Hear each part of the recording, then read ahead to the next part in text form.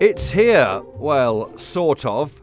I'm Christopher Hope, the Telegraph's Associate Editor, and this is an emergency edition of Chopper's Politics, fresh from the publication of the Sue Gray report into Downing Street and Whitehall parties. Well, it's short.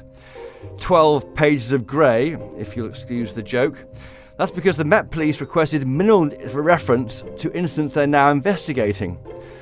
But it still makes highly uncomfortable reading for the Prime Minister. And so to dissect the Sue Gray report, I'm joined by my colleague, Gordon Rayner, here at Telegraph Towers, and down the line, Camilla Tominey. Both are associate editors. Camilla, Gordon, welcome to Chopper's Politics. Thank you. Thank you. Gordon, to you first. What's in the report? Well, there are some new facts in the report, which we found out for the first time. We now know that Sue Gray was looking at 16 separate incidents altogether, and we know that the police are investigating 12 of those. And of those, the Prime Minister himself, we believe, was at 3 of those events. So that's for a start, not great news for the Prime Minister. Also among those 12 is a party that allegedly took place in the Prime Minister's flat on the day that his former advisor Dominic Cummings left. This is the party which has been referred to as the ABBA winner takes it all party. So both the Prime Minister and his wife are under police investigation, so we know that. And then Sue Gray said that she didn't want to go into any of these individual events, didn't want to give any details about them, but she does make a series of what she calls general findings, and they're not very comfortable reading for the Prime Minister at all. She talks about the behaviour at the gatherings being difficult to justify. She talks about some of them being a serious failure to observe the high standards of people working at the heart of government. She says too little thought was given to what was happening across the country in considering the appropriateness of some of these gatherings. She talks about failures of leadership and judgment. She doesn't say who by, but I think we can guess who she's referring to there. She talks about excessive consumption of alcohol, which is not appropriate in a professional workplace at any time. She talks about staff wanting to raise concerns but feeling unable to do so. And she says that whilst there is obviously a police investigation going on, the Downing Street operation does not need to wait for the police investigations to be concluded in order to put some of these things right. So that is what we found out from the report. Camilla Tominey, what's your take on it then? Well, I think the report itself isn't a smoking gun. It's a bit of a pea shooter, because it's compromised by the fact that the Met has taken over the investigation. And as Gray herself says, she can't report meaningfully, that's the word she uses, because she's obviously taking instruction from Dame Cressida Dick. So she's compromised. It's not the smoking gun that some of the Prime Minister's detractors had wanted. However, one could ask oneself whether he has taken a gun and shot it into his own foot in the statement that he has given in the House. Well, we'll come on to that in a minute, but there are some questions, aren't there, Gordon Rayner, about what he said in the past and what this report suggests. For example, November the 13th, he said there was no party, I think, in Downing Street. Now, what does the report say about November the 13th? That appears to be the key date, which this report could be a real problem for Boris Johnson in the next few days and weeks. Yeah, it's interesting because there will be a lot of interpretation going on, I think, into exactly what the Prime Minister has said about this key date in the past. Now, I believe what he said on December the 8th last year was he was asked about if he could clarify or describe events that happened on that date in his flat. And he said no. And I think there's a lot of interpretation going on as to whether that meant... Let me read it out to you. No, there was... Yes, go on. So Catherine West said to him, will the Prime Minister tell the House whether there was a party in Downing Street on the 13th of November? The PM replied, no, but I'm sure that whatever happened, the guidance was followed and the rules were followed at all times. Now, we now know that there were 2 investigations of parties in Downing Street on that same day, don't we? Yes. I think it boils down to, was he actually saying in Parliament, no, there wasn't a party, or was he saying, no, I'm not going to talk about the party? Clearly, Downing Street will say it was the latter, but there's been a lot of heat on him today because a lot of MPs are saying, you said there wasn't a party, the Sue Gray report says there was, therefore you've misled Parliament, and as we know, that would be a breach of the ministerial code. That would be a resigning matter as far as a lot of MPs are concerned. And he was asked twice in the House of Commons that that very question and refused to say anything further than what he said back in November, Gordon. He just said, I stand by what I said. So it's a very tricky one for him. Now, Camilla, Tominey, you mentioned there Boris Johnson's response in the House of Commons. Now, I was there in the House of Commons press gallery looking down on what I thought was a mute government benches who listened very closely to what Keir Starmer said. If I had to summarise the entire hour, I would say it was sorry, not sorry. It's like one of my teenagers getting caught out and not apologising. What do you think? Well, I think MPs, like the general public, are going to be growing frustrated with this refrain, which has switched from we need to wait for Sue Gray to report to we need to wait for the Met to report. And equally, to be fair, Keir Starmer, who hasn't been able to score in an open goal for several weeks now, did give this impassioned defence of what it means to be British and to obey the rule of law and to follow the rules, and again pulled on the heartstrings with references to people who hadn't been able to see their dying relatives. And I think that's still relevant. So any hope that Downing Street had of this dragging on and delay basically neutering some of the anger that people feel, I think is probably rather optimistic. And actually, I don't think Boris Johnson gave a very good performance today. He was extremely repetitive. He was frustratingly encumbered by this constant reference back to the Met report when he's being asked very simple questions that he can answer without the presence of a police officer. And I suppose that is the issue here. The fact that this contains allegations around a failure of leadership and that it comes across as a damp squib because it's something that we already knew. I suppose that's the point here. These findings are confirming what we already know about the Prime Minister. And the grey areas now, if I can call them that, are around his competence, around his relationship with the truth. And the friendly fire is coming from his own benches. And that's the difficulty for him. You know, Ian Blackford can waltz out once again, undermining all of the hard work that Sir Keir has done in the House. But it's not up to him, is it? It's up to the likes of Andrew Mitchell and Aaron Bell and Mark Harper and all the others that were lining up to have a go at their own leader. I was struck also, Gordon Rayner, about the way that Johnson appeared to try and play the man, not the ball. So there's a very low blow, wasn't it, at one point when Boris Johnson said to Keir Starmer that he was a prosecutor who went after journalists and didn't prosecute Jimmy Savile, which I thought completely misjudged the feeling in the House. Yeah, and I think there's an acceptance that that's not even true. I think Boris Johnson started off well. He was contrite. He said sorry. It sounded as though he meant it. But then I think the problem was he then reverted to attack mode, which is his sort of default mode, and I think that didn't go down very well with MPs on either benches, certainly not on his own benches, because as you say, rather than trying to stay with that mood of contrition, he started to go on the attack, and he's not really in a position to go on the attack after this report.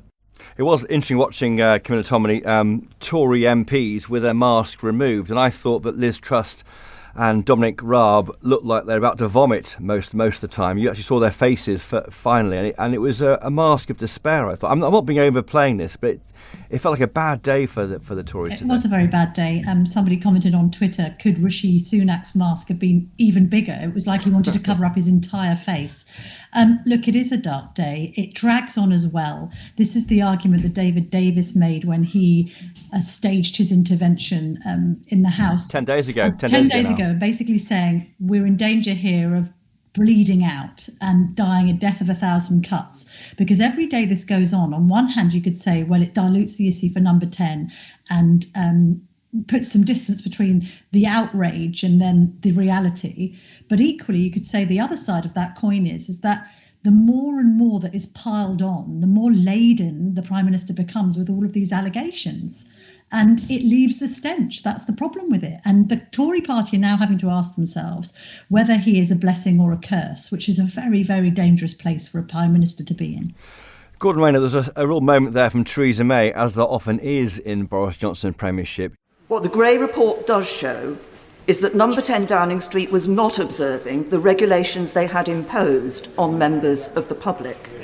So either my right honourable friend had not read the rules, or didn't understand what they meant, and others around him, or they didn't think the rules applied to number 10. Which was it?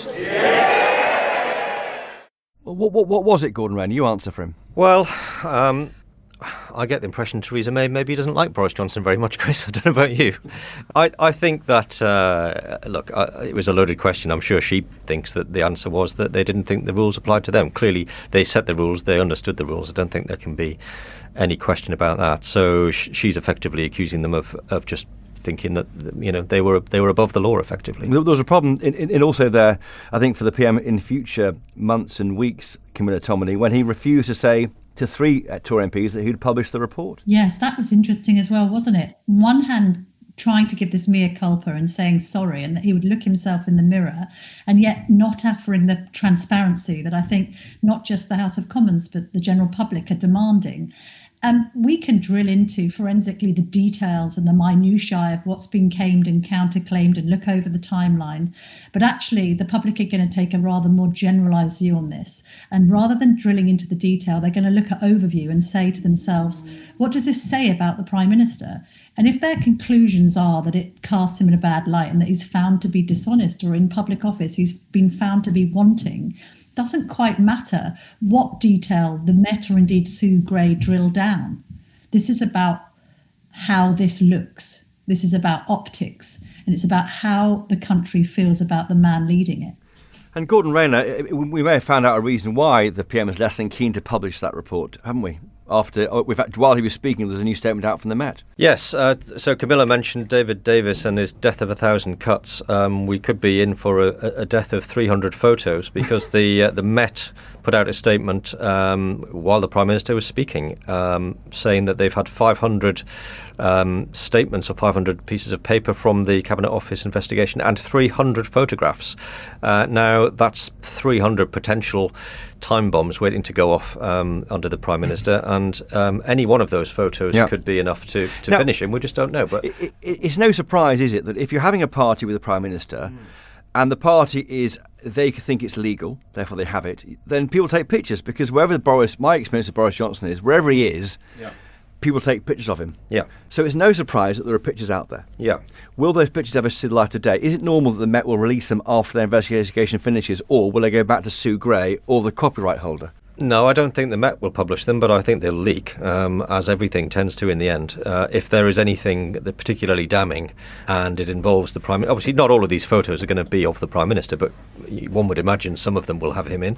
And I think if they aren't published officially, we will probably see them come out at some point, which has been the whole history of this Partygate saga, hasn't it? Camilla Tominey, were you impressed by what the PM said? So we know that he's told MPs who've been to see him there'll be a shake-up in number 10 Downing Street, there'll be all sorts of changes there. So far, his answer is basically deputy heads will roll and we'll set up a new government department. Well, this is a question, to use a football analogy, of whether it's a problem with the team or the manager. But what we can conclude is he's fast losing the dressing room.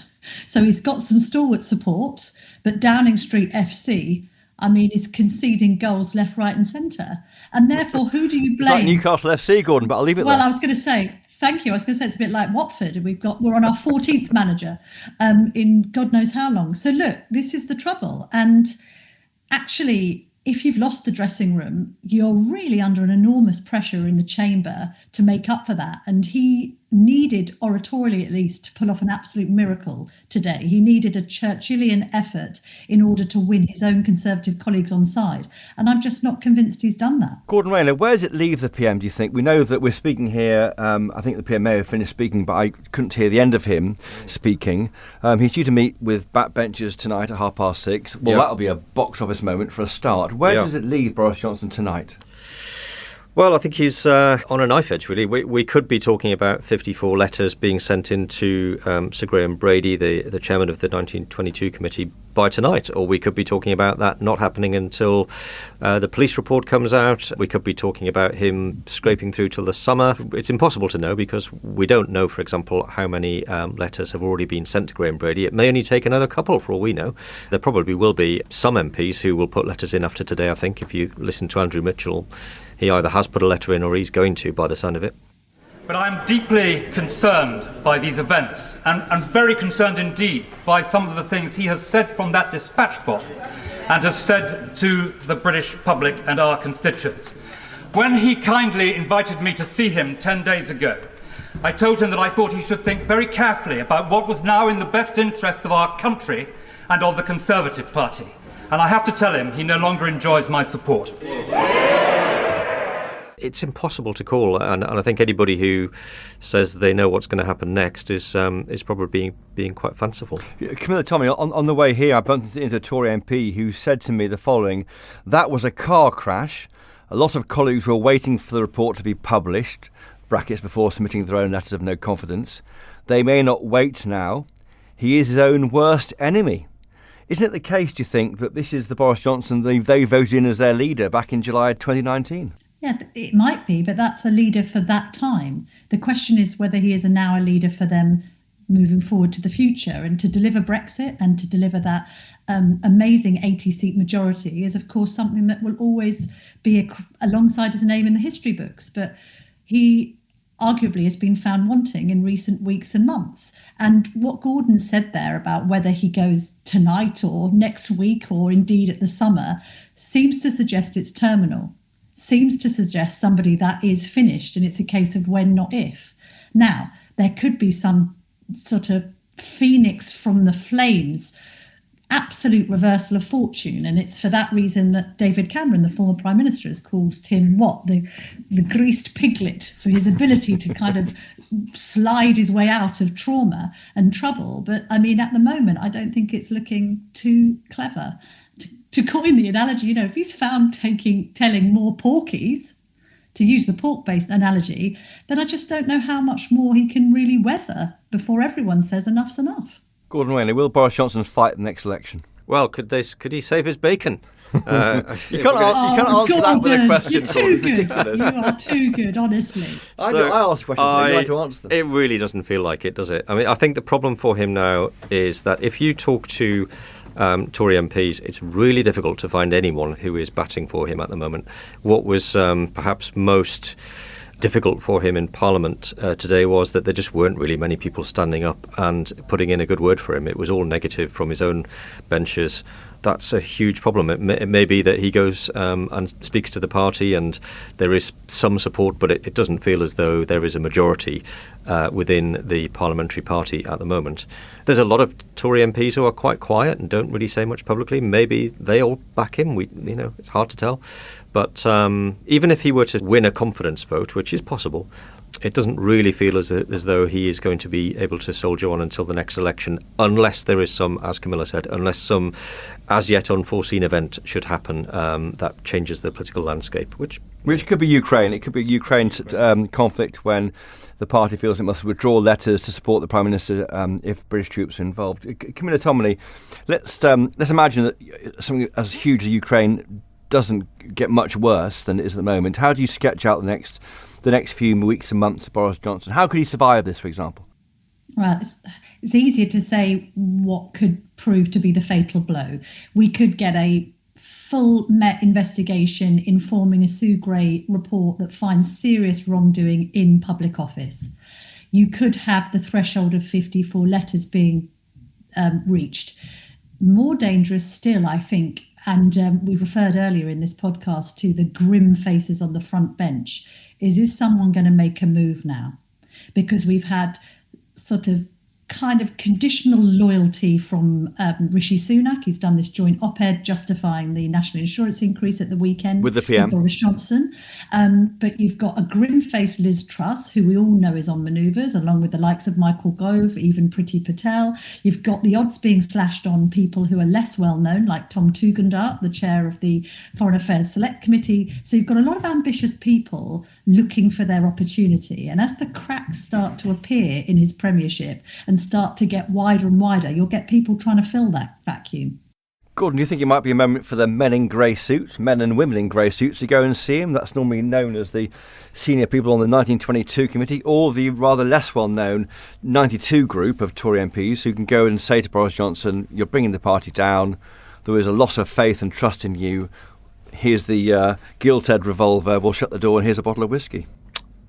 If I was to put money on it, I would say not quite yet. I think that the argument that he is under investigation by the police and that you don't hang a man before he's been tried will probably cut through with a lot of Tory MPs. This is assuming we don't get the 54 letters, which of course would be a whole other story. But if the 54 letters don't go in, or if he fights a no confidence vote and wins it, I think that's the moment when a delegation might go and see him and say, look, this isn't working. There really isn't any way of pulling this round. You need to do the decent thing. If you step back, Scotland Yard are investigating 12 possible crimes in number 10 Downing Street or the Cabinet Office. The PM is Boris Johnson. The clock is ticking for the Tory MPs, isn't it, Camilla Tominey? Because the next election is going to be in May 2024, latest, I would argue, maybe as soon as November next year. You can't change your leader basically after this October, can you? Well, also you've got the local elections, which might be a pinch point, because if they're even more disastrous than predicted, and they are meant to be bad in midterm anyway, then that could be something that pushes Boris Johnson over the precipice. I mean, you're talking about these crimes. These are almost alleged crimes, but also they're crimes on the back of draconian measures that a lot of people didn't agree with. It's almost like invented crimes, COVID crimes. I know the opposition are trying to have a great deal of fun with this idea of criminality, but in the general public's mind, they think it was ridiculous that the rules were ever put in place and that people were, quotes, criminalised for having social events or drinking coffee on park benches. So I don't think that's the biggest threat to his premiership. I do think it is the people sitting behind him. As Churchill said, it's not the enemy in front of you, it's the enemy on the benches behind you that it really matters. Well, Gordon Rayner, just finally, I mean, sum up what you saw there in House of Commons. I think we saw a Prime Minister who is under the most pressure he's ever been under. I think we saw a Prime Minister who probably realises that his time may be almost up. We saw a party who didn't seem to want him to be their leader anymore, by and large. But we also saw a Prime Minister who never quite believes that his luck is going to run out, and probably always thinks that something will turn up. And Camilla Tominey, please, just finally, in your own words, how would you summarise the day? Well, I think it's going to get even more difficult. That might be hard to believe, but there are yet more revelations to come. We've got this report that's told us virtually nothing. We've been informed that the investigation is wider than we had initially expected. And you've got a Prime Minister on the ropes. So expect more blows and expect more black eyes. I mean, unfortunately, what's good for copy isn't necessarily great for the country, but the Telegraph will keep on reporting on all of it. We certainly will. Well, Camilla Tominey, Gordon Rayner, two of our associate editors here at the Telegraph, thank you for joining us this week on Choppers Politics. And listeners, that definitely won't be the last we hear of the Sue Gray report. But for now, from us here at Choppers Politics, that's your lot. I'd love to get your thoughts on Boris Johnson, his future. Camilla and Gordon, whatever, do get in touch. Your thoughts, rants, feelings, rages, email me, chopperspolitics@telegraph.co.uk, or tweet me. We're at Choppers Podcast. And for all the fallout of this report and for more expert analysis from Camilla, Gordon, other colleagues in the Telegraph lobby team, why not sign up to be a Telegraph subscriber? Go to telegraph.co.uk/chopper and get your first month subscription completely free of charge. And thanks, as always, to my producers, Giles Gear, Louisa Wells and Theodora Luludis. And of course, thank you to you for listening. I'm sure we all have grey expectations, you see what I did there, about what might follow in the world of Westminster right now. But if you want to know more on the day it happens, please sign up to my Choppers Politics newsletter that goes straight to your inbox every weekday. The link to sign up to that newsletter is in the show notes for this episode.